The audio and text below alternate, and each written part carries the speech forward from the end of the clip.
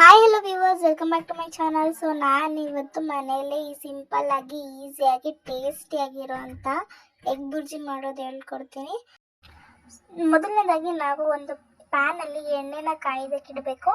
So ಅದು ಕಾಯ್ದ ನಂತರ ನಾವು ಅದಕ್ಕೆ ಸ್ವಲ್ಪ ಚಿಲ್ಲಿ ಹಾಗೆ ಒಂದು ಸ್ವಲ್ಪ ಆನಿಯನ್ನ ಕಟ್ ಮಾಡಿ ಇಟ್ಕೊಂಡಿರೋ ಆನಿಯನ್ನ ಹಾಕೊಳ್ತಾ ಹೋಗ್ಬೇಕು.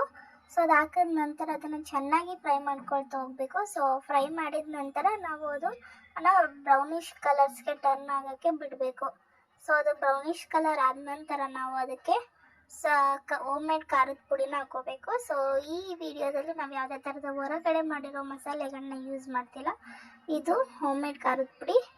ಹಾಗೆ ಅದಕ್ಕೆ ನಾವು ಒಂದು ಸ್ವಲ್ಪ ಉಪ್ಪನ್ನು ಹಾಕೋಬೇಕು. ನಿಮಗೆ ರುಚಿಗೆ ತಕ್ಕಷ್ಟು ಉಪ್ಪು ಎಷ್ಟು ಬೇಕು ಅಷ್ಟನ್ನು ಹಾಕ್ಕೊಳ್ತಾ ಹೋಗಬೇಕು. ಸೊ ಇದನ್ನು ಸ್ವಲ್ಪ ಹೊತ್ತು ಫ್ರೈ ಮಾಡಿ ಅದಕ್ಕೆ ಸ್ವಲ್ಪ ಕೊತ್ತಂಬರಿ ಸೊಪ್ಪನ್ನು ಹಾಕೋಬೇಕು. ಆ್ಯಂಡ್ ಅದನ್ನು ಚೆನ್ನಾಗಿ ಮಿಕ್ಸ್ ಮಾಡಿಬಿಟ್ಟು ಅದಕ್ಕೆ ನಾವು ಮೊಟ್ಟೆನ ಹಾಕ್ಕೊಳ್ತಾ ಹೋಗ್ಬೇಕಾಗತ್ತೆ.